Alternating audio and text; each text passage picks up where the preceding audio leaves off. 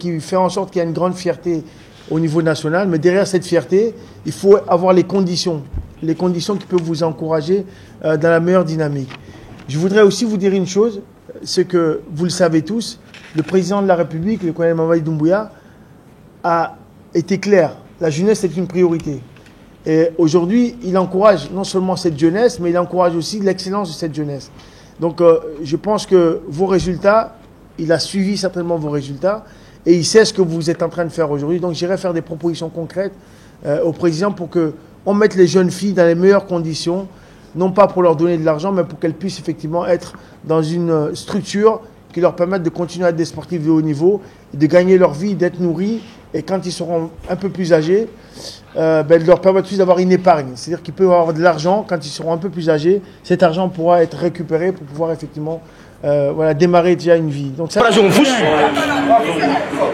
Après lui, je s'en prend à la presse.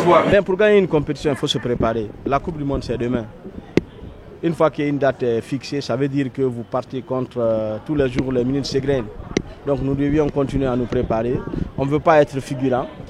En allant à la Coupe d'Afrique, on avait comme objectif d'être qualifié pour le championnat du monde et deuxièmement de monter sur le podium. Les deux objectifs sont atteints. En allant à la Coupe du Monde aussi, c'est les mêmes objectifs qu'on s'est assignés. Il ne faut pas aller être éliminé dès le premier tour. Il faut aller jusqu'à la carré danse s'il faut chercher une place en montant sur le podium. Pour ce faire, il faut se préparer. Il y a un planning qu'on va communiquer au département des sports pour que nous puissions commencer à faire des matchs amicaux. Parce que si on ne se mesure pas à d'autres États qui sont qualifiés à la Coupe du Monde, rien ne sert à participer à cette compétition. C'était le staff technique qui nous a beaucoup encouragés. Nous sommes partis là-bas avec un état d'esprit qui était la rage de vaincre. Sur le terrain, on devait se battre avec le cœur pour notre pays, pour la nation. C'est cet état d'esprit qui nous a donné beaucoup de courage pour vaincre beaucoup de pays tels que l'Angola par exemple. On a joué avec le cœur. Vraiment, c'était le cœur vraiment qui nous a beaucoup aidé pour le pays. Le mot de passe de DVCS, c'était dès l'entame, dès le début du match.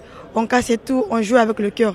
On ne calculait rien parce qu'on n'avait pas de pression. C'était de jouer seulement avec le cœur dès l'entame. Ça a été un projet bien mûri, bien défini et par le staff technique. Les filles n'ont pas du tout démérité. Le secret se base sur la performance.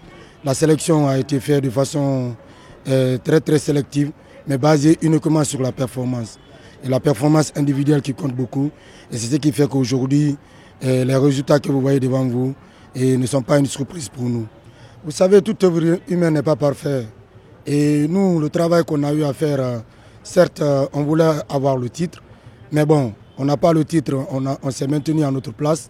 Maintenant, tout ce qui n'a pas marché, on va tirer des leçons à travers un travail de staff.